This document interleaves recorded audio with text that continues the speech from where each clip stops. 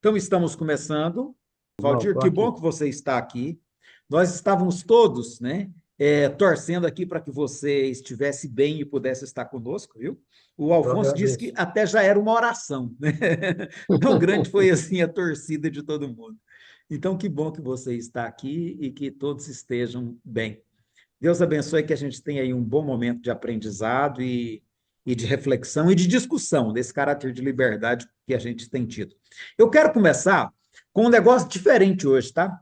A Iracilda me apareceu com esse vídeo e eu achei que ele é muito interessante e tem um pouquinho a ver com o nosso assunto hoje. Não é muito, não, mas tem um pouquinho. Então, se o som estiver baixo, vocês me avisem, tá bom? Vamos lá. Estão vendo? Sim. Sim.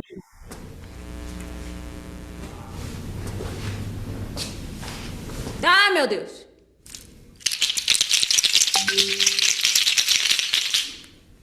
Tá perdida? Tô um pouco. Você morreu. Quê? Desencarnou. Veio parar aqui.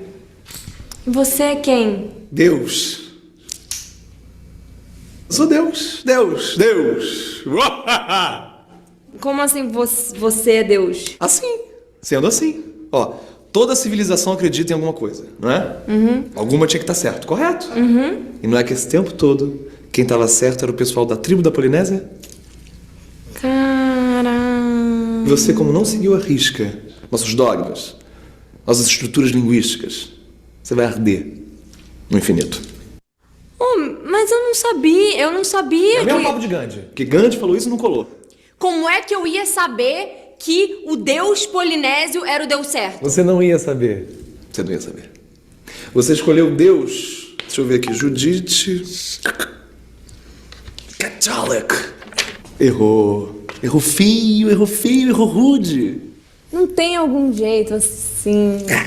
Não encosta em Deus. Sim, pra me redimir? De acordo com a doutrina, se você dançar esfregando o peito e a barriga no chão, você se redime. Tá certo.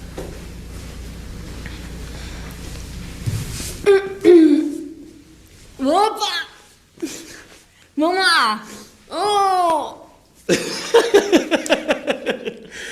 Você acreditou, cegonha? Pode subir, menina. Pode subir. Você acredita que eu fiz isso com Madre Teresa de Calcutá? E ela debatia, babava. Então quer dizer que eu fui à missa todo domingo, eu não traí meu marido, eu dei meu dinheiro pros pobres e tudo... Otária! No céu só tem polinésio. Iebe, Camargo.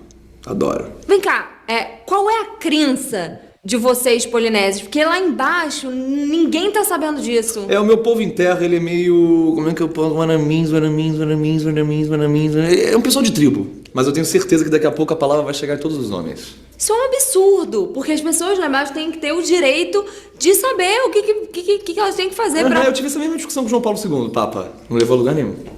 Eu vou pro mesmo lugar que Hitler. Tá pensando negativo. Pensa que você vai pro mesmo lugar onde vai estar Einstein. Tá bom. Eu posso fazer um pedido? Quando o Malafaia morrer, posso me dar a notícia?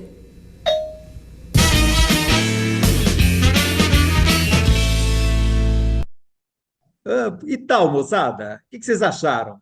O Alfonso parece que gostou, Alfonso. Muito bom, adorei. Gostou, Sueli? O que você gostou, Sueli? O que você gostou? Conta para nós. Ai, adorei que ela estava na coisa errada. Ah, quem mais quer comentar alguma coisa, hein, gente? Acho que o sério do filme é que ele mostra quantos deuses nós temos. O conceito de Deus é tão vasto, tão. Acho que essa fala, acho que é muito legal no filme todo. E a questão da Quanto submissão ignorante também, nós né? somos. Diga É, lá, Valdir. e a questão da submissão em si a conceitos, né? Sem pensar. Você tem que esfregar o peito no chão e se baixar, que aí você vai ser redimida, né? E ela faz. É mesmo. Animari, Eu iria me lascar, que eu só ia encostar a barriga. vai lá, Animari. Professor, olha, o senhor. Bom, eu entendo que o senhor está sendo super abrangente sobre tudo aquilo que o senhor quer falar hoje. A última pergunta que o senhor falou quer falar sobre a europeização. Como é que é a pergunta? É, é Europeização, o eurocentrismo, né? eurocentrismo, tá. Isso.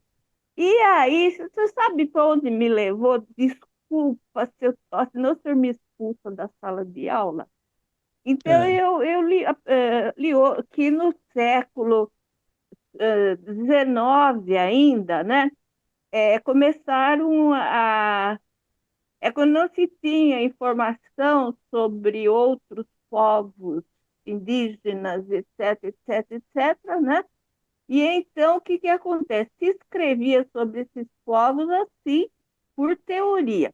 E aí começou a desenvolver ali no século XIX antropologia, etnografia, etnologia. E aí o que acontece? O pessoal teve que ir para os locais lá fazer pesquisa, então, e aí isso puxa tudo para a ciência. Bom, deixa eu parar de falar, tá bom? Mas é o que eu lembrei da sua pergunta, né? Então, aí que a pesquisa começou, né? E aí os pesquisadores tinham que ir aos locais, longa convivência com os povos, longa convivência com os povos, né? É isso, Uhum. mais ou menos, tá? Então, não sei aí. Ótimo, Animai, ótimo. Porque essa é a base de todo esse entendimento que a gente precisa construir hoje, né? Ótimo que você já trouxe isso logo de começo, tá? Porque nós vamos usar isso hoje nessa nossa discussão. E é muito interessante que, ao longo aí da virada do século XIX para o século XX, que se começa a descobrir que não era muito como se pensava. E ali pelos anos 1950, 1960, a mudança, a visão desses outros povos está totalmente reconfigurada, né? Hoje, por exemplo, estão descobrindo que na época, por volta de 1400, 1500, né, existiam cidades na América, tanto na América do Sul, quanto na América Central, quanto na América do Norte, que eram tão grandes quanto Londres, Lisboa ou Paris, tá? Então, aquela ideia de que aqui era tudo atrasado e lá que era adiantado, aquela ideia, ela foi para o espaço ao longo do século XX. Aquela ideia de que a África, né, era só coisa primitiva, ela nunca foi verdade. Até hoje eu estava vendo uma aula de filosofia com o Rodolfo, aquele colega que eu entrevistei quarta-feira, né? E ele mostrando a pujança da tradição africana no período da Grécia Antiga. De onde saiu essa ideia que eles eram atrasados, né? Isso aí tinha interesses econômicos e políticos por trás, com certeza. Mas ótimo que você trouxe isso no início, tá? Porque esse pensamento ele é importante para nortear o estudo desse capítulo. E o outro ponto é o que o Alfonso falou. Alfonso, eu acho que você deve uma explicação para o grupo. Por que você falou que a gente vai ter hoje uma boa discussão teológica? O que você quis dizer? Eu acho interessante isso que você falou. É ótimo começar por aí. Qual foi sua percepção lendo o capítulo? Bom, primeiro, o próprio título, né? A Lei da Adoração. Então, e ele coloca sempre Deus, a divindade, como um ser a ser adorado. Isso é católico. Isso é católico cristão, assim, de ponta a ponta. Então, essa é a teologia católica que ele traz para muitas questões aqui desse texto. Tem questões que levam para o Espiritismo, como, por exemplo, 662, 663, 664, são questões que mostram bem o lado do Espiritismo. Mas a grande maioria, ela parte de uma posição teológica católico-cristã. Uhum. Eu digo católico-cristã porque da católico e todas as religiões derivadas do catolicismo, né? Todas as Perfeito. protestantes, evangélicas e etc. Perfeito. Outro ponto importante para a gente também fazer a leitura desse capítulo com proveito, né? É essa constatação. A Arlene levantou também, Arlene, a questão da por que filosofia espírita, né? Se não seria mais religião, e você levanta também a questão da transcendência. Então, eu acho que era bom você também comentar isso que você constatou aí, para a gente situar esses pontos e a gente já ter um norteador para a gente começar. O que você quis dizer com essa observação sua? Traz para nós. Ô, Elias, boa noite a todos, viu? Todos, todas, todos, enfim. Esse capítulo, para mim, é um capítulo realmente teológico, é um capítulo religioso em sua maioria.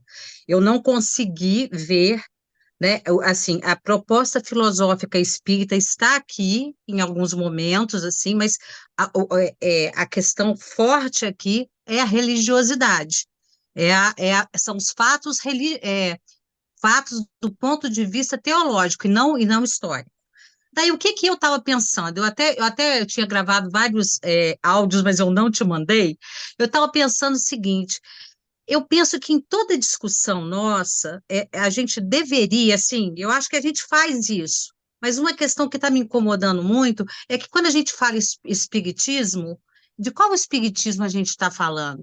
Porque tem um espiritismo que é o espiritismo que várias pessoas só se interessam pela questão religiosa mesmo, elas não querem saber, né? Assim, elas isso inclusive as atrapalha, né? Qualquer olhar mais crítico, olha, isso não é bem assim, então, assim, eu fico pensando que tudo que nós lemos aqui, tem momentos aqui que é só questão mesmo mitológica e de crença religiosa, e tem momentos que não, né? Eu fico pensando como é que como é que nós precisamos nos posicionar, como é que a gente precisa, porque eu penso que a gente vai ter que ir indo desconstruir tudo, né? Assim, desconstruir que eu estou falando, para pensar no espiritismo como uma proposta científica filosófica, não é a questão religiosa. É isso que eu fico pensando, que existe um sofrimento muito grande, eu até coloquei isso. Eu percebo uma dificuldade, eu não tenho isso muito, não, até porque eu não tenho o tempo que vocês têm, mas eu acho que existe um sofrimento muito grande de fazer esse tipo, e não é, né, assim, de você olhar para isso, não, isso aqui tem uma argumentação histórica, científica, papapá, papá. Isso aqui não, isso aqui é só religioso. É isso que eu acho que é isso que eu coloquei lá. Fui clara, que eu acho que fui. Ótimo, ótimo. Inclusive, essa semana, nós tivemos uma discussão muito boa, a minha irmã incomodada, né? Incomodada com essas abordagens que ela tem visto, e ela, assim, mostrando uma preocupação muito grande comigo, muito grande comigo. Aí eu tive que mandar para ela um monte de prints de falas de pessoas que estão descobrindo o espiritismo a partir dessas discussões, né? Pessoas que estavam desistindo e que se animaram a voltar a estudar, pessoas que já tinham abandonado todo e qualquer evento espírita e que estão até se interessando de novo, né? Buscando os coletivos, buscando os grupos de estudo. Então, eu mandei isso para ela e ela ficou assim, mais conformada, porque ela é uma pessoa que está sofrendo por estar desconstruindo. Eu até brinco, às vezes, quando eu vou falar assim, às vezes palestra de centro espírita, eu adoro falar assim, pessoal, eu vou compartilhar com vocês um pouco das minhas dores, né? Porque, para mim, a princípio, foi assim, quando eu comecei a pesquisar mesmo a obra de Kardec, para tentar entender, montar o quebra-cabeças de como é que essas coisas aconteceram, para mim foi assim, uma desconstrução. A palavra que você usou é perfeita, né? E não foi fácil a princípio. Não foi fácil a princípio, né? Foi com muita calma, com muito devagar que eu fui processando. Tinha a Ângela, tinha o Signatis, tinha o Diogo, né? O Sandro, e a gente conversava e a gente ia se reorganizando. Então, assim, isso que você trouxe é muito importante, sabe? Realmente é um esforço de desconstrução. E eu fico tranquilo, porque dessa desconstrução eu tenho absoluta certeza que o que vai sair é muito melhor. Vai sair desse processo, né? É como um prédio que você demole para construir outro, e o outro fica muito melhor do que o anterior. Então eu fico assim, muito tranquilo com esse esforço, sabe? A Marjorie levantou a mão. Marjorie, se você puder acionar a câmera de vídeo, ótimo. Se não puder, não tem problema. Mas com a palavra você agora. Não foi colocada essa questão, que é do politeísmo, que é 667. Uhum. Porque eu acho muito importante, a pergunta ela já ela diminui a importância da maneira como os povos antigos exerciam a sua religião, né? Que é falsa. Então, assim, Eu acho que, como em vários aspectos que a gente vem abordando relacionados à obra de Kardec e à manifestação dos espíritos, é como se estivesse diminuindo a importância, porque são povos selvagens, são povos pagãos, então são coisas assim que eu acho que é importante também, um respeito muito grande, porque o desenvolvimento religioso, do pensamento religioso, tem a ver com a observação da natureza, que sempre foi assim, né? Os povos primeiro observaram a natureza e depois desenvolveram suas estruturas religiosas. Então, ela não é falsa, ela é simplesmente um caminho da evolução, é um passo da evolução. Eu acho que eu vejo assim. E não foi colocada, né, como um estudo a ser feito nesse momento, mas eu achei, me incomodou a maneira como a pergunta foi formulada, entendeu? E a resposta também. Marjorie, pode fazer um cutucãozinho assim, bem de leve, com muito carinho? Inclusive, assim, ó, hoje a antropologia nem entende como um caminho de evolução. Eles entendem como características culturais diferentes de povo para povo, né? Então, do ponto de vista antropológico, você não pode nem considerar assim que hoje você tem um povo mais evoluído que outro, tá? Na verdade, assim, olha, são caminhos diferentes que cada sociedade trilhou e que, por isso, hoje eles têm visões diferentes a respeito. Então, por exemplo, dizer que a religiosidade politeísta africana tem qualquer traço de inferior ou que o monoteísmo cristão seria mais desenvolvido, mais avançado, mais evoluído, a antropologia não reconhece esse discurso, porque acha que Na são apenas, verdade, né, são desculpa, maneiras diferentes de compreender, né? na Aí é verdade, onde aquela fala da Anne Mário no início foi muito importante, porque ela já nos ajuda a perceber que não tem esse negócio de um povo mais avançado, mais evoluído que o outro. Pode ser mais avançado numa coisa, mais atrasado em outro, né? Então, por exemplo, tecnologicamente, com certeza, os Estados Unidos hoje estão na frente da Europa, inclusive, né? Eles desenvolveram mais. Mas aí alguém falou assim, tá, mas e do ponto de vista civilizacional? Será que eles desenvolveram mais? Porque são eles que têm bomba atômica e estão tentando controlar o mundo inteiro com bomba atômica, né? Então, assim, quem é mais civilizado seria o estadunidense ou o africano? Então, é uma questão boa de discutir, porque o africano ele se relaciona melhor com a natureza, eles têm uma visão coletiva melhor, né? Então, são questões boas para a gente pensar. Lúcia, depois Animari. Então, eu fiquei chocada, sabe, com esse capítulo, porque eu não esperava que tivesse dentro do Livro dos Espíritos uma definição de um Deus tão poderoso, tão capaz de executar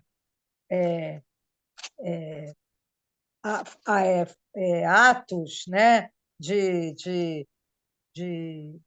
tirania. É um Deus tirano, que foi definido bem diferente do Deus que no capítulo 1, no início né, a definição de Deus ali é um Deus que está ali, é um mecanismo que está funcionando, não tem uma coisa de mitológica. Aqui está muito, muito mitológico, tanto que aqui na questão, antes de entrar na questão do politeísmo, tem uma nota que ele faz questão de dizer que a pergunta foi respondida por São Luís, sabe? É um negócio assim, praticamente assim, endeusando, né? Essa coisa é bem teísta, né? Bem teísta mesmo esse capítulo. E eu fiquei chocada. Ok, Lúcia. Era isso que eu queria colocar, porque para mim Quando a gente relê, a gente estranha, né, Ana Lúcia? Ou, né, Lúcia? muito. É. Eu achei, eu fiquei assim, né? Não, na realidade é assim, porque eu tive contato pouco tempo, né, com a casa espírita. Eu nunca fui uma frequentadora de centro espírita. Eu sou uma pessoa, eu gosto de estudar, eu sempre tive curiosidade. Quando eu entrei num centro espírita por uma situação, aí eu comprei os livros, comecei a ler, eu fiquei encantada com com a doutrina, vamos colocar assim. Eu fiquei porque eu vi respostas ali. Comecei a frequentar um centro, a fazer esse estudo, fazer parte do coral, enfim, eu uma vontade, e aos poucos eu fui afastando, porque tudo que me empolgou, de repente, aí eu vi muita. muita igrejismo, que a Bebete está aí, ela que me ensinou esse termo, que é um termo que realmente essa coisa de querer transformar tudo em dogma, dogmatizar tudo, né? Tem que fazer o evangelho no lar, tem que a água fluidificar, assim, cheio de regra que eu falei. E aqui no livro que eu lia, não tinha regra, não tinha essas regras. Então, as regras foram criadas, parece que a gente não consegue viver sem regra. E aí, agora, eu vejo isso aqui, eu falei, É, estou chocada. mas é bom quando a gente começa a reconstruir, né, a trazer essas questões à tona para a gente poder reformular o nosso entendimento, a gente, de novo, tem condições de retomar aquele sentimento. Até eu acho, eu particularmente continuo profundamente encantado com a possibilidade de a gente pensar a espiritualidade de maneira tão livre quanto a gente está fazendo aqui, né? Então, isso para mim é Então, porque é interessante que tem uma parte ali que fala da prece e a importância, e ali sim, ali é puro espiritismo, ali é puro espiritismo, ali é pura filosofia.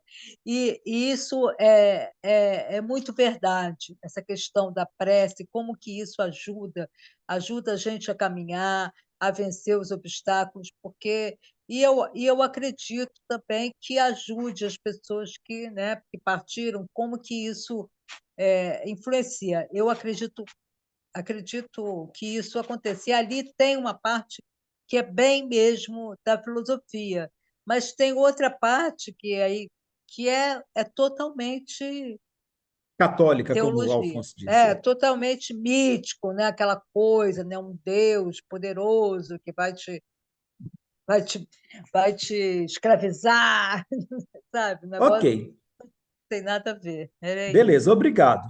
O Anne Marjorie, depois eu vou entrar com o roteiro que eu planejei para hoje, tá bom? Então, professor, é assim, é rápido. Falar para o senhor, eu aprendi o respeito pelo ponto de vista alheio com um tal de professor de antropologia, viu? Tá? É. Porque antes, para mim, era o certo ou o errado. Aí, quando a gente percebia a postura que eles tinham ante as outras culturas, e foi um deles que falou: olha, se vocês começarem a procurar o espiritismo, vocês vão arrumar serviço para a vida inteira, porque vocês não vão querer largar mais. Olha só, pesquisador da USP. Eu escutei isso na frente da sala de aula. Tá? E, por outro lado, o respeito que eles tinham por cada aluno, um respeito igual.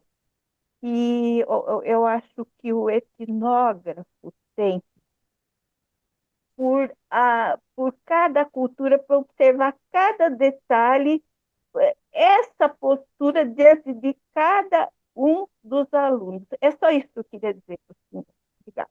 É, interessante, é muito importante esse lado, né, o Animari, que a gente também aprende a respeitar o outro, né? A gente aprende. Marjorie, com a palavra.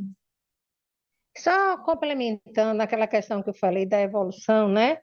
A evolução, meu ponto de vista, que a evolução é do pensamento, você sair do concreto, do material, para o abstrato, que é o que dizem que o grande salto da religião judaica foi esse, você abstrair da questão material, que era o inicial de todos os povos, porque era o que tinha, né? Era matéria, era manifestações da natureza, mas você abstrai daí a ideia de um Deus ou de um Criador, que ele seja completamente material, que seria uma evolução do pensamento, não uma evolução do povo.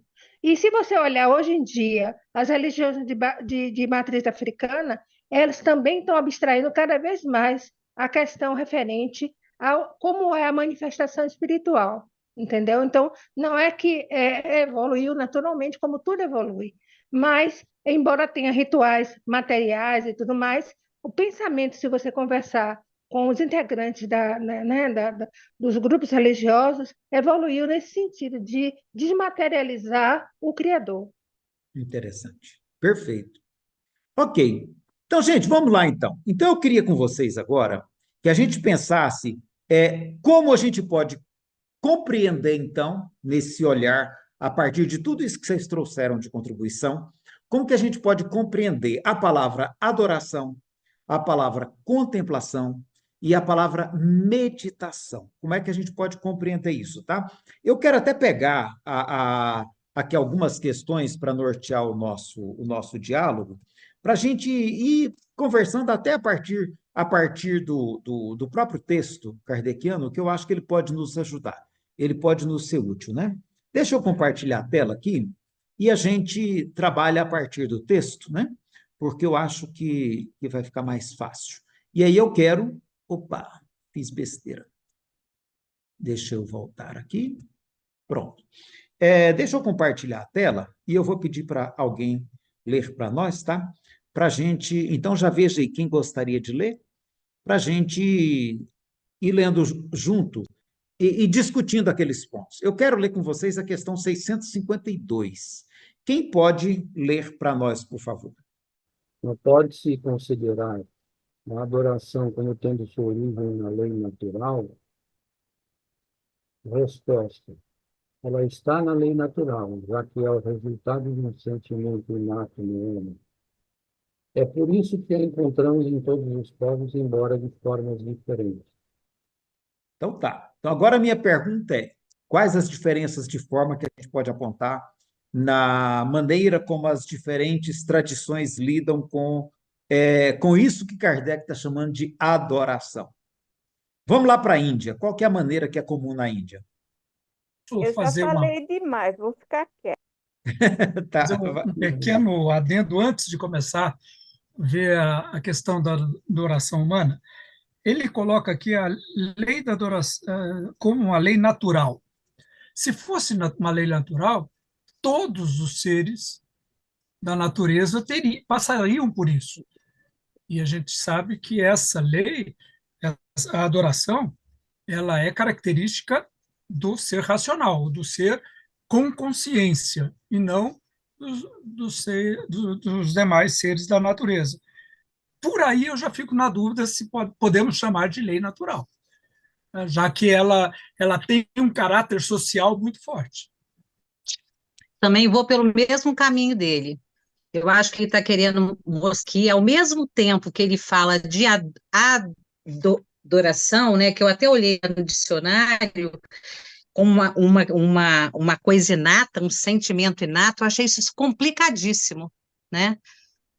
Complicadíssimo, ou seja, será que nós, ou qualquer um de nós no planeta, tem como dizer e afirmar que todos adoramos, né?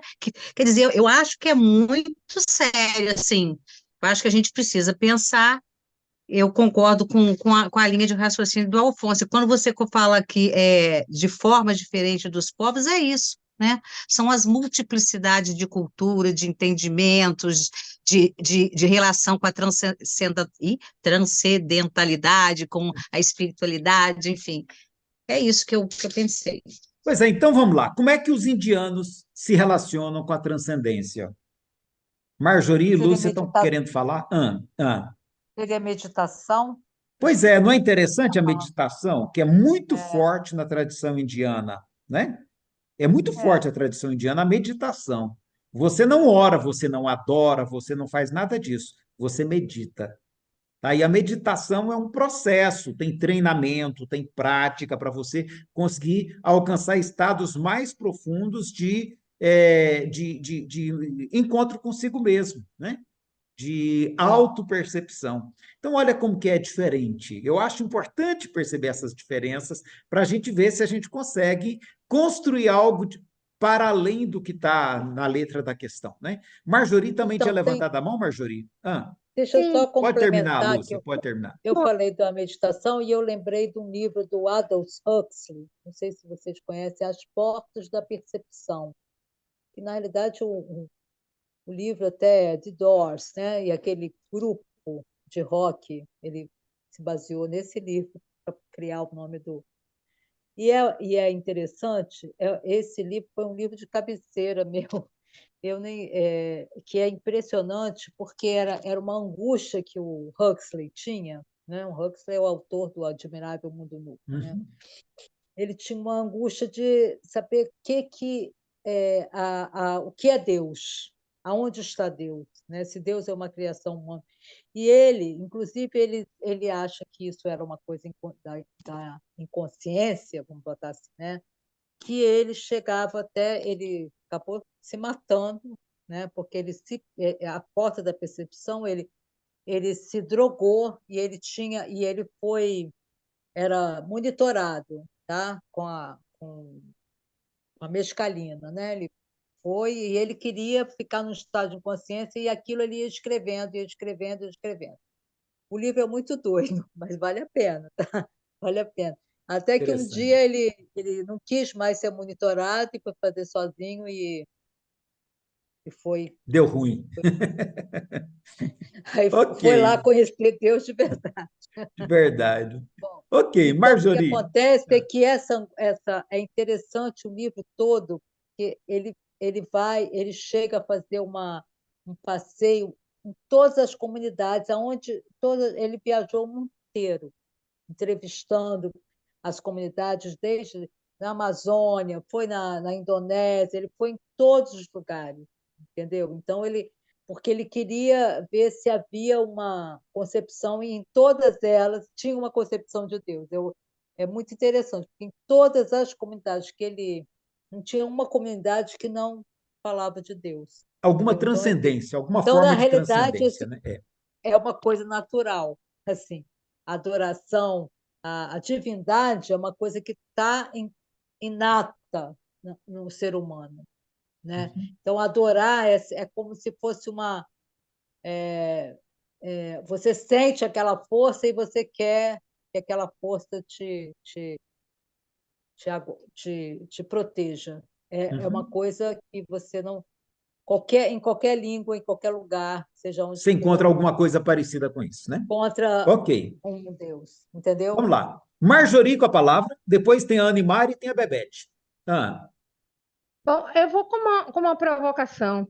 Na verdade, o hominídeo, o homem sempre adorou o Deus pelo medo. Ele queria algo que protegesse ele contra as forças da natureza.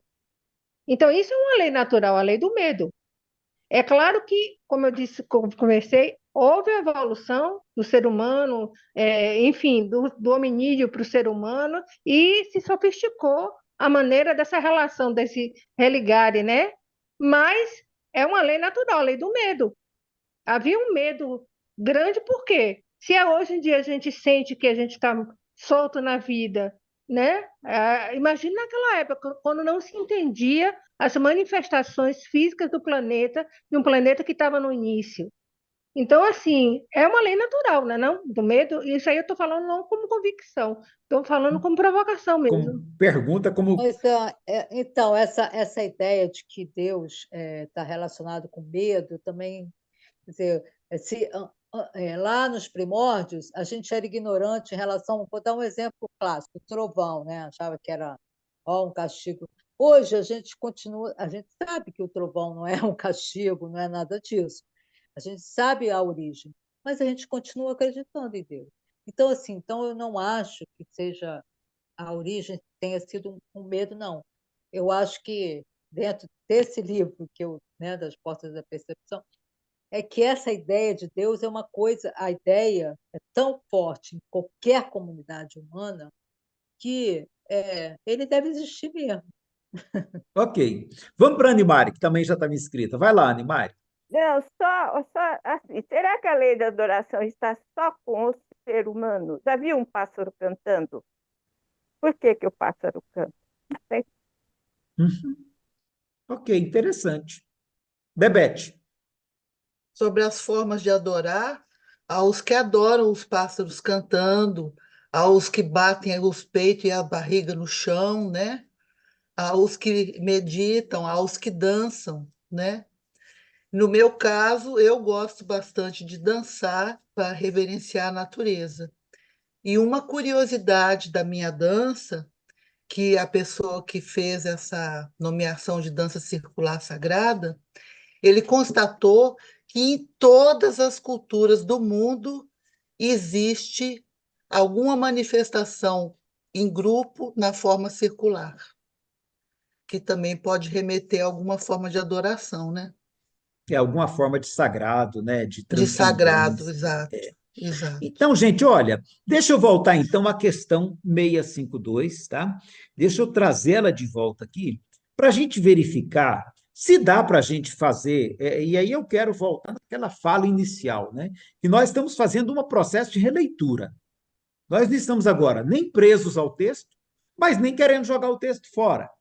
Nós estamos entendendo que isso aqui é um texto do século XIX, escrito por um professor francês que tinha uma forte influência católica, como o Alfonso bem lembrou, e a gente verifica. Nós podemos considerar isso que a Lúcia trouxe, isso que a Bebete trouxe, né? Desse sentimento que é presente em todas as tradições de reverência, né? Por exemplo, na tradição chinesa, que é considerada uma tradição ateia pelo movimento, pelos cristãos, né? Eles também têm aquele entendimento do tal, do equilíbrio, que você vai procurar através de dança, de luta, né? Para eles, a luta tem um papel muito significado, a corporalidade, o Tai Chi Chuan, né? Então, para eles, tudo isso tem são maneiras de você entrar em contato com essa transcendência, com essa harmonia da natureza, com essa harmonia do todo, né? Então, assim, eu me pergunto se a gente pode considerar isso e não simplesmente a adoração, como foi pensado originalmente no século XIX. Tá? Que aí, se a gente pensar assim, nós podemos dizer que, não sei se a palavra lei natural, eu também vou ficar com o Alfonso nesse sentido, não sei se dá para dizer que é uma lei, mas se a gente não pode dizer, olha, aqui isso é comum, é um sentimento que é presente do ser humano, né? Presente no ser humano. Eu acho que não dá para a gente dizer que é em todos também, tá? Mas que é extremamente comum alguma forma de reconhecimento de transcendência, de contemplação, né? De busca de se integrar, de se perceber como parte desse todo, né? Eu acho que se a gente perceber assim, aí dá para a gente prosseguir nessa leitura, indo além do aspecto teológico que está presente no texto. Fala, Alfonso. Só complementando, eu acho que o texto ele é extremamente útil em algumas questões, né? Quando ele levanta a necessidade da oração ser sincera, não basta a oração, você necessita atuar como um homem de bem, né? Vamos colocar esse homem de bem entre aspas aí um pouquinho também, que é uma discussão posterior que a gente precisa ter. Mas não é eu cidadão de acredito bem, que Alfonso? Não é cidadão de bem, é um homem de bem. eu acho que cidadão de bem talvez fique até melhor um pouco. Mas Eu tenho medo. essa questão da oração como um modo de comunicação espiritual, eu acho que isso é o grande ensinamento desse capítulo, Esse capítulo. que a gente pode se prender melhor nele. Perfeito. Acho que o Valdir quer falar, ele levantou a mão. O Ronaldo. Ah, é o Valdir? Então, Valdir, você quer falar antes do Ronaldo? Não, pode falar, Ronaldo. Em seguida, o Ronaldo Valdir também fala. Vai lá. É o Ronaldo Werneck, é o Werneck que Pois está é o falando Werneck, aqui. eu sei, Tudo bom, Werneck? Elias, eu já devo ter colocado isso em algum momento do nosso estudo ou de outro podcast. Me desculpe se eu estiver repetindo aqui, tá? Eu tenho particularidade, uma preocupação, ou pelo menos um entendimento, melhor dizendo, de que todas essas manifestações a respeito de culto, da religião, da tentativa de adoração, eu não sei, desculpe, eu sou meio leigo, ainda não li totalmente o Livro dos Espíritos, que há uma preocupação, eu entendo, que de toda a humanidade, desde o seu processo evolutivo aí, homens sapiens ou outros minídeos, eu não sei se os neandertais faziam isso, não sei se há estudo nesse sentido, uma preocupação de entrar em comunicação com a espiritualidade. Eles, de certa forma, em graus mais evoluídos ou não, com mais conhecimento, entendiam com as manifestações que haviam um plano espiritual e a forma de manifestar essa comunicação era criando rituais. Em qualquer lugar do mundo, você vai lá nos indianos, você vai lá na Amazônia, o cristianismo, o judaísmo, os homens criam rituais, cada um do seu jeito, para estabelecer uma comunicação com a espiritualidade. Dentro do nosso entendimento, aí você cria um Deus, ou entende um Deus pessoal, que identifica, que interfere na nossa vida, tal. Pois bem, nesse processo todo, nós chegamos até a manifestação dos espíritos com Allan Kardec, para decodificar a obra, para dar um norte, uma referência do que é Deus, se é uma coisa, que não há exigência desses rituais, não, o importante é ter alguma coisa como exemplo, busca lá atrás Jesus, enfim, os escritos, a história. Essa preocupação da adoração, eu acredito, e aí você pode me falar, ou alguém mais estudioso que está com entendimento do Livro dos Espíritos, se há essa preocupação de ter rituais para adoração, para veneração, como acontece dentro da Igreja Católica, para os santos. Há essa preocupação. No Espiritismo tem isso, porque eu sempre falo que eu sou espírita laico, toda vez que tem essa preocupação de rituais, eu olho muito para a história do Espiritismo, mas eu identifico na tentativa desse pedagogo de dar um passo além dos rituais, de tentar entender o papel do ser humano no sentido de querer contribuir com uma força maior que essa. Alguém fala que é uma coisa vibracional, outra energética, outro que é amor, mas que é uma coisa que nos une, que é a empatia pelo nosso semelhante. E os rituais, a adoração, veneração e as coisas que tem em torno são coisas culturais. Não que seja ruim, mas que não soma. Para algumas pessoas, talvez sim. Porque tem pessoas assim, quando eu estou adorando a Deus, eu me sinto bem, eu fico tão transcendental, metafísico. É bom para ela, mas porque ela ficou nutrindo isso. Só estou errado. Werneck, você tem que ir numa sessão de louvor da Assembleia de Deus, cara. Você tem que ir para você poder sentir o que é vibração, o que é energia, o que é empoderamento. Aquilo ali é fantástico, né? Agora, você também pode ir numa gira da Umbanda. Cara, que é aquilo? Que maravilha que é aquele negócio ali, todo mundo dançando e cantando, né? Agora, você também pode ir no Quarupi lá dos indígenas da Amazônia, né? E sentir o que é o Quarupi. Cara, que doido aquilo, né? Ou então, ir ali perto de Brasília, tem ali um local onde você pode fazer meditação. Você tem um programa de 10 dias, onde você vai aprofundando o processo de meditação. Então, você tem ali 50, 60, 80 pessoas reunidas no mesmo espaço, todo mundo vivendo aquele processo, assim, a coisa mais linda, né? E eu fico olhando assim e falo, olha, que coisa mais bonita. Se a gente souber perceber a riqueza dessa diversidade, eu acho que nós estamos no caminho de entender esse capítulo do Livro dos Espíritos com um olhar contemporâneo, tá? Porque a gente não pode ficar preso no século XIX. E aí, como disse a Lúcia, né, perde todo sentido. Meu Deus, o que é isso, né? Mas se a gente olhar e abrir para esse aspecto, a gente vai ver beleza em muitos lugares, né? Valdir, com a palavra. Não, eu estava lembrando aqui que acho que o Ernesto Bozani tem um livro, acho que foi Que Creio na Imortalidade da Alma, em que ele faz relatos sobre fenômenos mediúnicos, mas também sobre crenças que alguns povos, ele pegou relatos pelo mundo afora, também interessante. Mas eu estava lendo um capítulo a respeito e estava vendo aqui, né, que adoração seria um sentimento inato, mas que o Kardec afirma a consciência da fraqueza leva o homem a curvar-se diante daquele que pode protegê-lo. Consciência de fraqueza, vamos lá, né? Aí entra a questão do medo que alguns falaram, né? A incapacidade de entender alguns fenômenos, algumas circunstâncias que a vida oferece. E daí as explicações mais diversas e as crenças mais diversas que a gente observa, né? E essa adoração, no meu entender, pela fala do Kardec, ele pressupõe que você aceita, conhecendo ou não o objeto de adoração. Alguns aceitam pelo simples fato de considerar ele desconhecido e poderoso por ser desconhecido, e outros porque compreendem um pouco melhor pelos fenômenos que enfrentam na sua adesão a essa ou aquela corrente filosófica. Mas o que me chamou mais atenção interessante nesse capítulo, que eu acho que você deve falar mais à frente, e que o Afonso citou bem de passagem aí, o que é uma prece bem feita para que Deus me escute? O Kardec afirma, né? Desde que seja uma prece bem feita, Deus vai ouvi-lo, vai atendê-lo, né? Deus tem preferência, tem desprezo, tem querer, tem condenação, tem perdoar.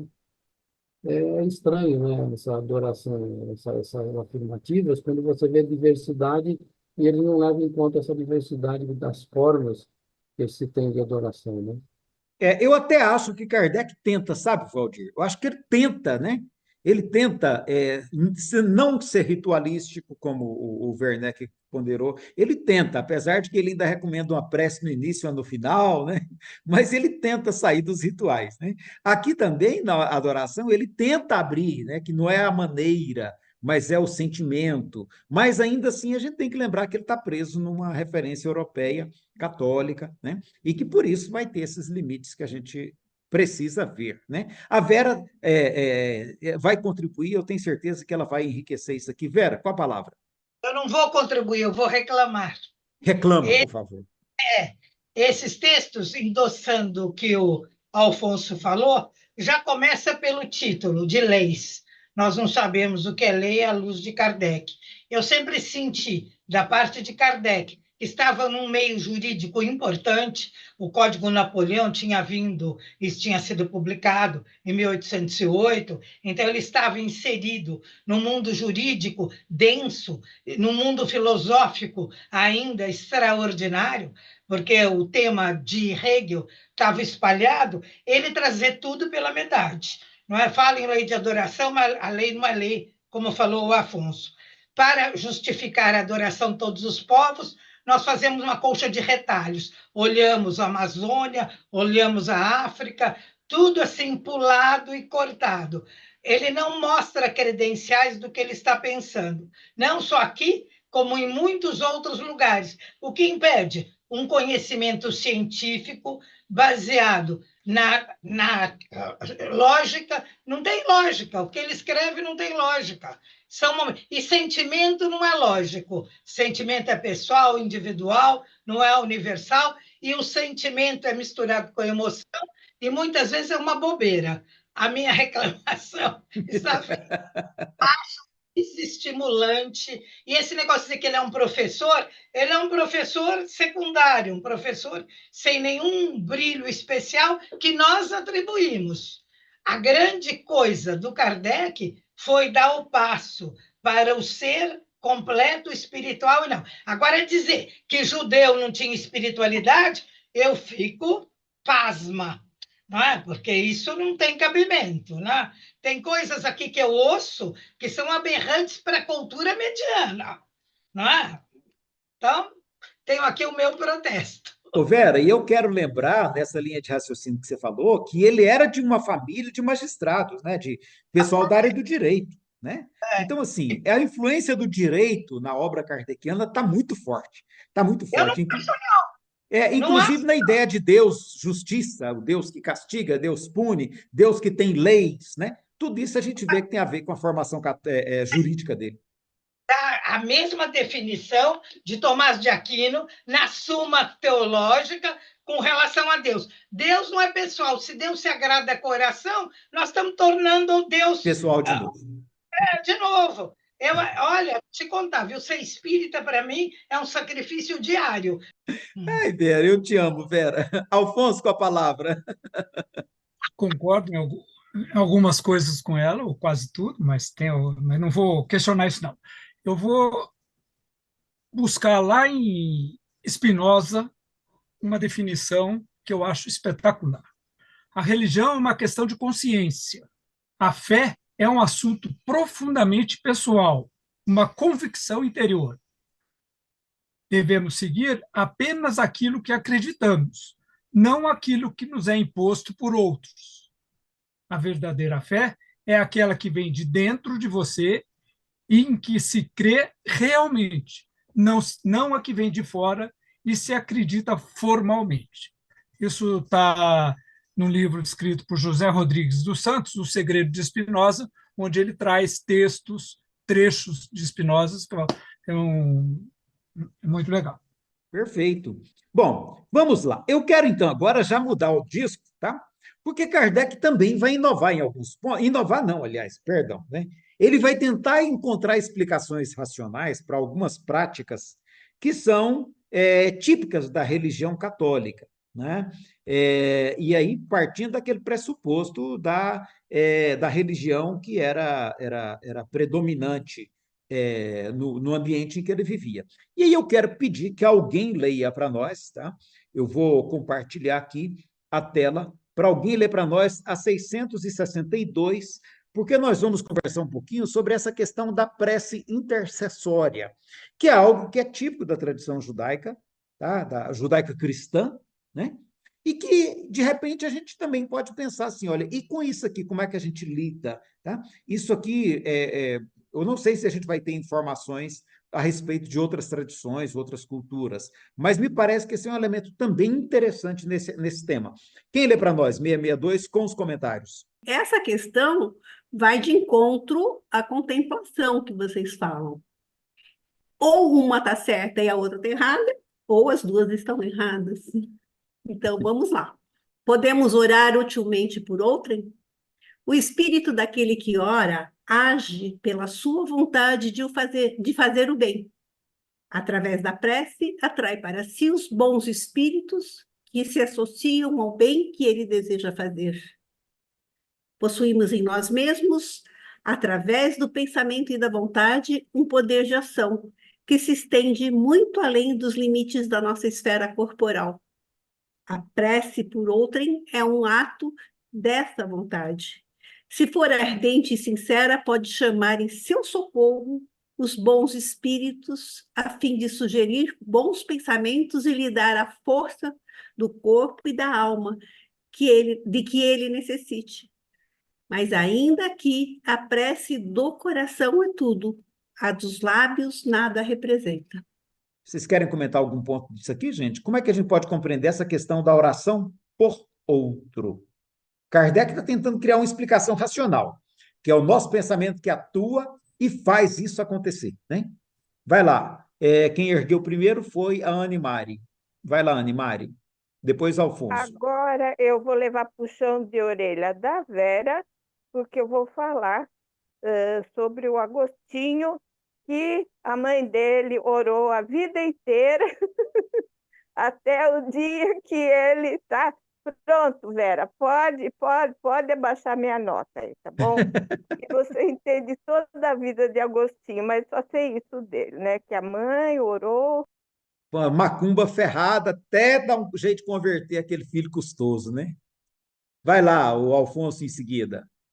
O que eu vejo aqui é que justamente a essência do espiritismo nessa questão, ou a essência do espiritismo relativo a essa questão da adoração, que a prece realmente nos aproxima, a fala nos aproxima dos espíritos, porque a comunicação espiritual é pelo pensamento e a fala é uma reprodução do nosso pensamento. Se bem nem de todos. Mas eu estava aqui exatamente pensando nisso, que bom. Mas a oração, geralmente, ela é feita com um sentimento de melhora, de buscar entendimento, de ler um texto educativo. Se isso for feito em voz alta, com certeza muitos espíritos à nossa volta vão estar escutando e podem efetivamente aproveitar disso. E podemos, sim, eu acho que aí ele está perfeito, atrair bons espíritos e, com isso, nos intuirmos de uma maneira mais direta. Isso é crença, tá? Eu acho que vai um pouco da fé que o Espiritismo nos prega. Se for baixinho, se for em silêncio, eles não ouvem, não? Como é que é isso, hein? Eles escutam a voz? Ouve, porque é pelo pensamento. É pelo pensamento. É pelo pensamento. Mas temos que lembrar que existem espíritos que estão à nossa volta que eles ainda estão muito materializados, ainda estão numa situação que a fala pode influenciar de uma maneira mais direta. Então, o cuidado da oração falada, como é pregado no Evangelho no Lar, é justamente para poder atrair aqueles espíritos que ainda estão precisando muito de Porque na hora que você verbaliza, você estrutura o seu pensar. Igualmente. Porque não é a voz vocal, verbal, sonora que ele vai ouvir, mas o pensamento articulado, que às vezes só de sentir, só de de mentalizar, talvez não seja inteligível, nesse sentido, né? Isso, e normalmente só na mentalização a gente às vezes pode fugir daquilo que está pensando, né? Exatamente. O pensamento nosso escapar pela tangente. Às vezes a Enquanto a gente está palavra falando, materializa o pensamento e a ideia. exatamente, você mantém aquela concentração melhor. Desculpa se Entendi. falei demais. Não, não, não, eu só queria entender esse ponto, tá? Porque eu achei interessante, né? E aí entra Pessoal, aquele conceito, desculpa, aí entra aquele conceito da prece bem feita. aqui ele fala, né, o Valdir? Aqui ele aborda essa questão, né? Ele vai dizer, olha, que ainda que a prece de coração é tudo, os lábios nada representam, né? Então, assim, não é forma, é sentimento, é pensamento, né? Se for ardente e sincera, ou seja, se houver realmente emoção naquilo, se houver pensamento atuante naquela direção, pode chamar em seu socorro os bons espíritos, que vão lhe sugerir bons pensamentos, né? Boas ideias, e lhe dá força, e ele vai dizer força do corpo e da alma de que a pessoa esteja necessitando. Então, eu acho que é interessante perceber essa ideia, né? E aí, se a gente volta para aquela visão que foi dita lá atrás das diferentes tradições, né, das diferentes culturas, das diferentes maneiras, a gente vai ver que o chinês, com o Tai Chi Chuan, ele vai ter um comportamento diferente, né? O reiki, eu acho muito interessante o reiki é uma prática moderna, né? O reiki é uma prática moderna. Arlete e Animari, antes da próxima questão. Arlene, Perdão, Arlene. Perdão. eu queria só entender se nós podemos entender como essa questão de prece, o estado de prece, digamos assim, como essa conexão em seus vários formatos com a nossa transcendência, com espíritos e com a nossa transcendência. Por quê? Eu pensei, quando eu li isso aqui, essa parte, eu pensei justamente nesses trabalhos que já estão sendo feitos sobre a importância que tem. Eu lembro que a mãe ficou hospitalizada, inclusive a chefe da enfermagem me deu artigos sobre espiritualidade e saúde, ou seja, como as coisas, a própria OMS está incentivando estudos, né? Mas eu estou falando o seguinte, a gente pode entender, porque eu tenho estudo mais raso em relação ao espiritismo, nós podemos entender essa prece, esse estado de prece, essa transcendência, essa espiritualidade como coisas, a mesma coisa, para que a gente alcance para que nos auxilie, desculpe, para que nos auxilie a saúde, essa saúde multidimensional, tanto psíquica, física e emocional e espiritual, enfim. A gente pode pensar assim, Elias? Ou Uai, eu quem estou quiser pensando que é responder. assim, não é não? Eu só consigo pensar assim, né? Eu só consigo pensar assim, né? Porque não ficar preso na ritualidade da palavra prece, da palavra oração ou da reza, né? Mas eu acho que a reconstrução da ideia que nós estamos fazendo é nesse sentido que você está apresentando, né? Que aí não importa se você está fazendo, se é no candomblé, se é no indígena, se é no Tai Chi Chuan, aí não interessa se é no culto dos antepassados lá no Japão, a forma não é o que define, né? E aí, nesse ponto, eu acho que Kardec é preciso. O que interessa é o envolvimento nosso o envolvimento mental, emocional, espiritual, né? É isso, o formato, né? E aí eu acho que a gente transcende os limites do capítulo se a gente conseguir ver assim. Animário quer também dizer, antes de a gente passar para o Não, próximo ponto, assim, Animário. rapidinho, ó. Eu estou pensando em transmimento de pensação, porque o Evangelho segundo o Espiritismo ensina, tá? Você está com saudade de um ente querido que desencarnou, você faz a oração por ele, dali a pouco você vai sentir em você o alívio que ele está sentindo, tá? Então, para mim, isso é uma comprovação, tá? Então, nesse sentido que eu queria falar, tá? Obrigado. Ok. E eu acho, gente, hoje tem bons estudos a respeito dessa questão da correlação entre espiritualidade e saúde, né? Eu, inclusive, queria achar muito, eu não achei. Se alguém souber, ou tiver, ou conseguir localizar, eu agradeço. Eu vi uma pesquisa que foi feita com uso de água benzida numa universidade lá na Bahia. O rapaz fez um experimento no nível de mestrado, ele é da área de enfermagem, e ele queria verificar se a água benzida proporcionava algum efeito especial para as pessoas que dela faziam uso. E ele, como a ligação dele era com a Umbanda, né? Ele pediu uma mãe de santo para benzer a água, e ele constituiu grupos diferentes de pacientes para ele fazer esse experimento. Então, ele usou regularmente por um período com... o Masaharu Emoto caiu, porque lá ninguém conseguiu replicar nada e nem encontrar a maneira como ele propunha aqui. Tá? Mas esse não, esse foi no nível de mestrado na Universidade Federal da Bahia, daí ele fez isso dentro de um hospital público. Então, assim, ele ministrou água benzida para pessoas, sem dizer que era benzida, e para um outro grupo de controle, água não benzida, sem nada, sem água normal, tá? Sem submeter à benção lá da Mãe de Santo. E é interessante que ele vai apresentar uma variação estatística ligeiramente favorável ao grupo que fez o uso dessa água benzida. Eu achei isso muito interessante, porque é uma tentativa de cientificizar esse assunto, né? De buscar pesquisa empírica, sabe, experimental, né? Eu achei muito interessante. Eu acho que eu tenho ele salvo no meu HD externo, eu vou ver se eu acho. Mas eu acho que é importante esse tipo de estudo, porque vem ao encontro daquilo que a Arlene falou, sabe? De a gente ter um olhar científico sobre essas questões. A gente não cair também no conto vigário como é que alguém falou uma vez? Da babaquice quântica, né? Que é de achar que tudo é quântico, tudo é, né? E não é por aí, não é por aí.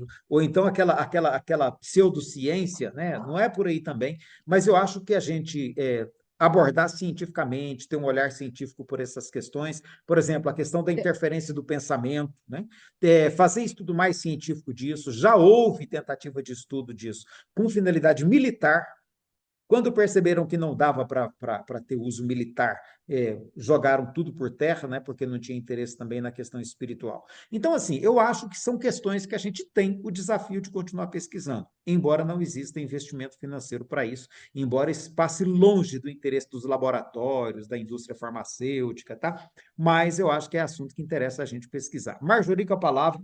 Eu queria complementar que aqui na Bahia, no Hospital São Rafael, que é um hospital de origem católica, e agora até da Rede Dó, alguns anos atrás haviam cartazes explicando uma prática que havia, né, de tratamento, de ajuda para os pacientes que assim o desejassem, de imposição das mãos, como se fosse um passe. Eu achei muito interessante porque católico, né? Não tem essa prática usual, pelo menos eu não conheço, e havia essa disseminação de como uma terapêutica. E o Hospital São Rafael sempre foi muito dada de experiências em vários níveis, né? De célula-tronco, de vários níveis. E eu achei interessante essa experiência relacionada à energia, né? Que seja. A igreja, na verdade, ela tem a tradição da benção, né? Da oração de cura, eles têm isso na tradição deles. Mas eu sei que hoje o Conselho Federal de Medicina autoriza, está regulamentado, inclusive para aplicação de reiki, tá? De várias que eles chamam de... Como é que eles chamam de... quem é da área de saúde poderia dizer qual o nome que eles deram? Não é terapia alternativa, eles falam de práticas integrativas. práticas integrativas, né?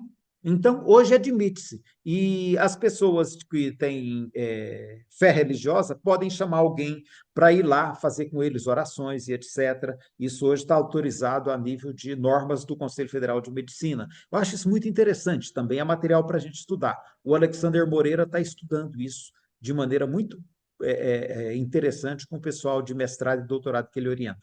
Tá.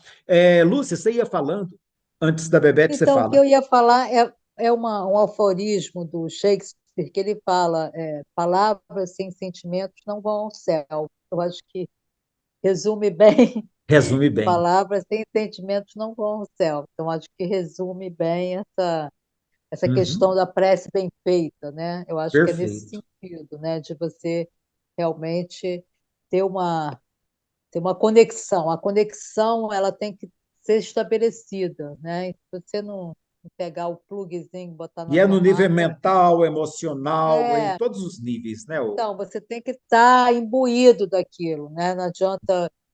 Eu conto uma história que aconteceu comigo, não sei se eu já contei aqui, que a minha filha mais nova, ela toda noite ia para nossa cama e tal, e a gente, um dia eu reclamando, por que que você faz isso? Ela tinha uns 3 anos. Ela falou, porque a vovó, né, ela falou da avó que já tinha morrido e morreu antes dela nascer, né? Então eu falei, como que ela podia saber que aquela era a avó? Aí eu fiquei assim apavorada. Falei com uma pessoa que era espírita e a pessoa foi lá, levou o nome dela e tal, e falou, olha, fala para a moça para rezar todo dia, uma reza que ela queira na menina. Eu falei, eu estou fazendo isso, não está adiantando nada. Eu falei para pessoa. E aí a pessoa falou assim, avisa ela, não adianta fazer do jeito que ela está fazendo, porque eu falava assim, Ave Maria cheia de graça, olha que eu vou te bendição. Falava uma Ave Maria e a minha filha dormia. Aí, quando a pessoa do centro avisou que eu estava fazendo errado, eu fiquei impressionada e passei a rezar, que era a coisa que eu sabia, era a Ave Maria, com muita fé. E a minha filha se aprumou. Ela ficava muito doente, sempre, muito doente. E ela parou de ficar doente, né? Ok. Então, foi isso. Eu sou suspeito, gente, porque meu pai era médium curador, né? Então, lá em casa, a cirurgia era tudo espiritual. Então, eu sou suspeito. Eu não digo nada. O Bebeto, você ia falando? É Sabe, que não pronto. é bem ir lá fazer uma reza, sabe, Hum. Elias? Tem assim um rol de práticas holísticas reconhecidas, que é Ayurveda, Uhum. arte-terapia, biodança, reiki, dança circular, até o Tai Chi Chuan, auriculoterapia, tem uma série de coisas. E é muito Acupuntura. importante, acupuntura, é muito importante porque sai da cultura da medicalização, né? Uhum. Porque todo mundo quer tomar remédio, mas correr atrás. O médico bom é o que pede exame e dá remédio. Quanto mais remédio, melhor o médico. Né? Muito bem lembrado, né? Uhum. Ok, gente. E agora, eu quero então agora eu quero pegar a questão que eu fiz aqui para vocês e verificar se a gente conseguiu fazer isso no nosso diálogo, tá? Porque a primeira pergunta que eu tinha feito era se espiritismo é ciência espírita ou mesmo filosofia espírita, quanto do texto é filosófico e quanto do texto é teológico. Acho que isso aí, acho que todo mundo discutiu bem, trouxe bem a questão. Eu confesso que eu estou assim muito tranquilo com esse ponto, que eu acho que ficou bem explorado. Aí a pergunta que eu faço agora, que foi trazido pela Animário logo no início, é possível analisar essas questões a partir de uma perspectiva não eurocêntrica? Será que essa análise que a gente fez hoje, ela é suficientemente não eurocêntrica? Ela é suficientemente descolonizada para a gente dizer que a gente tem como construir esse entendimento numa outra direção? E eu queria ouvir vocês a esse respeito. É interessante que, da questão 161, 661 a 665, é onde justamente Kardec chama a atenção da reforma íntima, da melhora de conduta. Então, pessoal, eu já ouvi vários espíritas colocarem que Kardec nunca falou em reforma íntima. Eu acho que nessas questões ele fala isso, que não adianta oração se você não mudar. Isso você só muda se fizer uma transformação íntima. Então, eu acho que é importante, né, um ponto filosófico desse capítulo, eu acho que está justamente nessa questão, de você trabalhar na sua, na sua consciência, né, através do exame de consciência, etc., verificar o que você tem que mudar, o que você está certo, o que você precisa ajustar, e principalmente aprender a se auto-perdoar e a perdoar os demais. Então, acho que esse ponto que eu acho que é um fator bastante espírita nesse trecho do capítulo. Viu, Agora, Alfonso? oi, diga. Não, pode terminar. Não, eu ia falar, aproveitando que você ia falar do coisa, mas fala antes você. Não é porque eu acho que isso que você chamou a atenção é muito importante, porque, inclusive, traz para a gente a importância da prece para a gente enquanto fator de superação de desafios, né? Eu confesso para vocês que assim, orar para mim já foi a salvação mais de uma vez na minha vida, né? Já foi salvação para mim mais de uma vez, porque certas situações que, assim, a situação é tão complexa, tão, vamos dizer assim, ruim de ser vivida, é tão ruim de ser vivida, que às vezes te vem pensamentos absolutamente perturbadores na mente, né? Então, eu digo porque, assim, olha, em muitas circunstâncias, foi esse sentido de conexão. Não é orar reza, não. Não é oração de reza, não. Não é Pai Nosso, não é Ave Maria, não é nada. Até um colega lá na fraternidade estava perguntando esses dias como orar, né? Assim, olha, não é nesse sentido. Eu acho que para mim, a oração tem muito mais a ver, sabe, com a meditação do hinduísmo, sabe, do que com a oração católica europeia. Né? Eu me sinto muito mais à vontade, por exemplo, eu teve um tempo que eu fiz Tai Chi Chuan, né? Teve outro tempo que era meditação, então eu me sinto muito melhor recorrendo a esse tipo de busca, esse tipo de movimento de sentir, de me integrar com o meu eu, né? Do que propriamente com reza falada, né? Então, por isso que na hora que você falou aí, eu estranhei um pouquinho, né? E puxei de novo a importância do pensamento, do sentimento, né? Dessa conexão. E eu acho que é muito importante isso, e a gente não pode perder de vista que é de uma ajuda extraordinária nos momentos mais desafiadores que a gente tiver, sabe? A gente não ter dúvida de que essa conexão, essa busca de sintonia, né? Ela pode ser tábua de salvação para a gente, sabe? Eu não tenho dúvida nenhuma quanto a isso e acho que é muito importante reforçar isso aí na sua fala. Conclui o que você ia falando, que eu te cortei sem querer. Eu ia só lembrar ali atrás, né, que a gente comentou em relação a outros tipos de prece, né? E ele questiona aqui, não lembro qual questão, né? Na 657, né? Quanto a meditação e contemplação, nada faz de meritório. E a gente tem que lembrar que existem espíritos que reencarnam justamente nesse processo contemplativo, né, principalmente no Oriente, isso a gente observa muito. E essa vida contemplativa é uma oportunidade de auto-organização. Então, eu discordo completamente nesse trechinho aí, que é lógico que aquele que foge das suas obrigações para viver numa caverna, viver isolado, aí ele está cometendo algumas falhas.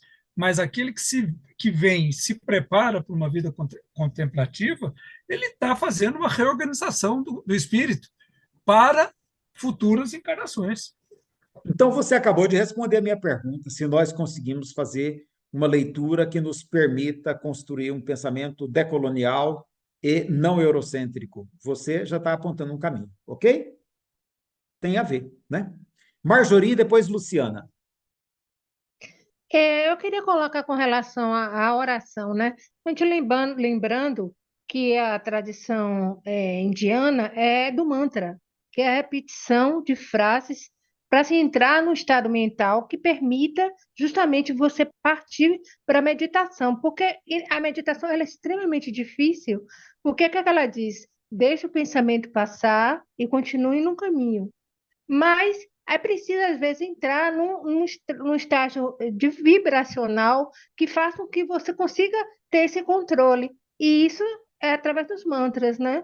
Que é uma repetição, repetição, repetição, até chegar a esse patamar que lhe permita atingir essa né, meditação, que é uma forma de contemplação também. Agora, eu estava me lembrando não me lembro qual era o livro, de que espíritos chegavam na erraticidade, estavam em concentração tão profunda que eles desencarnaram, eles cortaram os laços, né, com o corpo através desse processo. É um processo natural deles, mas que fez com que eles atingissem esse tipo de desencarnação e chegassem no mundo espiritual mais ou menos equilibrados, né? Então, eu não me lembro realmente qual é o livro, mas que eu já li sobre isso, eu já li. Ok. Luciana? O que eu estava falando realmente foi quando eu li a 662, é sobre esse ponto, né?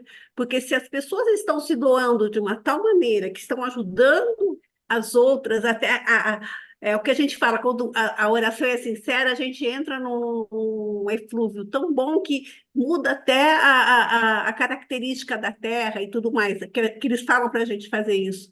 Então, não é uma coisa vã, não é uma fuga, é que o Afonso falou. Se a pessoa foge, eu estou cansada daqui, eu vou ficar lá contemplando, mas não tenho esse amor para doar, não adianta nada, aí sim é fuga. Agora, se é para fazer e fazer pelo bem de todos, eu acho que essa pessoa tem muito mais condições de ser útil do que. Não é que tem muito mais condições, eu falei errado. Ela está ajudando, ela está fazendo alguma coisa boa. E quanto ao método de rezas, eu lembro-me de ter lido num livro da Madre Teresa de Calcutá, que quando ela mandava as meninas que a ajudavam para cuidar de um pessoal, ela falava assim, vão fazendo o terço. Não é que o terço vai ajudar, é que elas iam manter a mente delas focada no assunto, não iam ficar perdidas no caminho. Obrigada. E olha, eu acho que é isso, sabe, gente, que a gente precisa ser capaz de fazer, portanto, para a gente fazer uma visão não eurocêntrica de toda essa terceira parte. Nós vamos ter agora um grande desafio de estudar toda a terceira parte de uma perspectiva não eurocêntrica, né? Ou decolonial. E aí eu entendo que isso que já foi apontado aí com relação à questão o Alfonso apontou aí, né? Isso, vida contemplativa. Então, assim, olha, em relação à vida contemplativa, em relação ao politeísmo, que também foi apontado lá no início, a gente não tem como não perceber que há aqui uma perspectiva bem católica, né, que faz esse julgamento sobre a crença alheia. Né? E a gente precisa ser capaz de ver isso com tranquilidade, porque no mundo plural que nós vivemos hoje, onde nós temos, inclusive, grande número de religiões que são politeístas, a gente ser capaz de compreender como é que eles processam isso, tá? Que tem um sentido espiritual muito profundo, de percepção de divindade, e aí a palavra Deus nem cabe na compreensão de um mundo politeísta, mas de uma compreensão de divindade presente em toda a natureza. Divindade presente nas árvores, divindade presente nos rios, divindade presente na chuva, divindade presente, né, na pedra que sustenta e que dá sustentação à vida e ao mundo. Né? Então, eu acho que a gente precisa ser capaz de construir esse olhar para que essa questão do politeísmo a gente faça uma releitura adequada dela e não renove, reformule o preconceito que ela traz embutido, que é da época. Eu até costumo dizer, gente, Kardec, para a época dele, ele está perfeitamente justificado. A questão é se nós, para a nossa, estamos dando conta de nos justificar, né? Então, a gente não pode perder isso de vista, tá? E aí eu quero encerrar com a 673, porque eu acho que isso aqui chama a atenção nossa para um aspecto da oração que a gente, às vezes, esquece, que a melhor oração é o amor, né? Tu precisas orar, mas tu deves lembrar que a melhor oração é o amor. Eu queria terminar com esse aqui e gostaria que alguém lesse para nós. Posso ler? Por favor. Lei de adoração. Deus abençoa sempre aqueles que fazem o bem. Aliviar os pobres e aflitos é o melhor meio de honrá-lo. Não digo com isso que Deus desaprove as cerimônias que realizais para orar a Ele. Porém, há muito dinheiro que poderia ser empregado mais utilmente do que o é. Deus ama a simplicidade em todas as coisas. O homem que se prende às exterioridades e não ao coração é um espírito de visão estreita. Considerai se Deus deve se prender mais à forma do que ao fundo. Tirando a carga teológica e religiosa do texto e pegando a ideia que ele está apresentando, o que a gente pode tirar de reflexão para fechar esse capítulo, gente? Caridade é o amor mais genuíno a Deus. Caridade em que sentido, hein? Fazer o bem, ajudar de alguma forma, moralmente, Solidariedade. materialmente, solidariedade, importar-se, implicar-se. Quem A mais? caridade é cuidar com carinho, né? Na realidade, o sentido de caridade, né, vem de caritas, né? Na palavra em inglês, ela tem mais significado. Então, né, de cuidado, né? Cuidar com carinho. E não é distribuir, não é dar as coisas, né? Então, fora da caridade, não há salvação, né? Que é a máxima aí do Espiritismo. Então, é nesse sentido que eu acho que a caridade é cuidar, e cuidar é você olhar o outro, acolher, né? Cuidar não você pega bem aquela parábola do bom samaritano, né? Como aquilo ilustra muito, né? O que é a caridade, né? O samaritano vai lá, pega o viajante, coloca numa hospedaria, vai lá, procura saber se ele está bem, providencia que ele fique bem, né? Sem olhar, sem, sem nem saber quem era aquele estranho, né? Então, esse é um exemplo que eu acho muito característico, né? E que está aqui colocado. Eu gosto muito disso, eu até separei esse trechinho, sabe? Porque eu acho que ele remete para essa visão, né, de adoração, que não é adoração ritualística, que não é nem só no nível da meditação, é no nível da relação com o outro. E eu achei interessante quando você fala do cuidado, sabe, Lúcia? Porque na entrevista que eu fiz com o Rodolfo, uma coisa que eu gostei muito no livro do Rodolfo é que o último capítulo dele é sobre Deus. E aí ele vai mostrar que nós não temos jeito nenhum de compreender o que é Deus, né? Ele vai tentar fazer um caminho filosófico nisso aí, e ele vai chegar à conclusão que a gente não tem maneira nenhuma de compreender o que é Deus. E aí ele faz um final do capítulo dele que eu gostei muito, porque vem ao encontro de uma visão que também é minha, né? Eu acho que se a gente for capaz de perceber, sabe, a ideia de Deus manifesta nas relações de afeto, de solidariedade, de humanidade, de amor dos seres humanos uns para com os outros, sabe? Nesse cuidado do ser humano. Então, assim, olha, eu sempre brinco, né? Eu digo assim, olha, eu não faço a menor ideia do que é Deus, mas eu sinto que Deus existe quando eu vejo alguém se interessando por alguém, cuidando de alguém, sabe, se dando a alguém, fazendo alguma coisa, eu falo, meu Deus, provavelmente é isso aí que é Deus, né?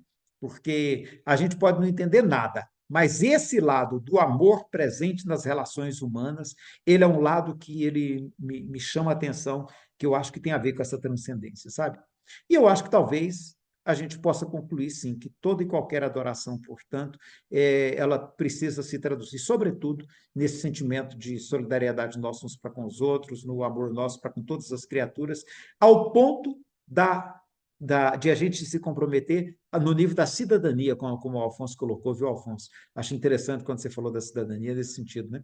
De a gente se comprometer com a humanidade inteira. Né? Eu queria terminar com essa questão porque eu acho ela muito bonita. E deixo para vocês encerrarem como vocês quiserem, até porque o nosso tempo acabou, né? Alguém tem mais alguma coisa para dizer antes de despedir, de abraçar? Professor, Hum. vamos fazer uma oração Você faz para sobre nós? da queda do avião, né? Ah, 60 sim, muito bem Vamos lembrado. aproveitar esse momento? Vamos, por Pode favor, ser, o senhor autoriza? nos conduza, por favor, nesse momento de meditação em favor daquelas pessoas, das famílias, de todo mundo que está sofrendo, porque tem muita gente sofrendo com isso, com certeza.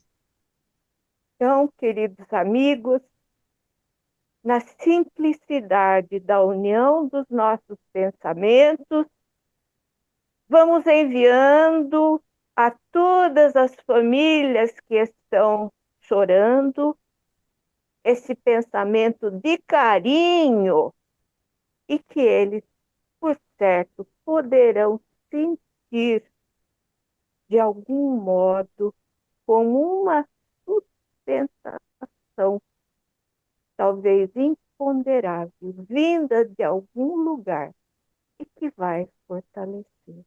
E pelos que desencarnaram, querido Deus, nós sabemos que é da tua vontade, porque o humano foi feito até onde possível. Nós te agradecemos mais uma vez. Sê conosco. Graças.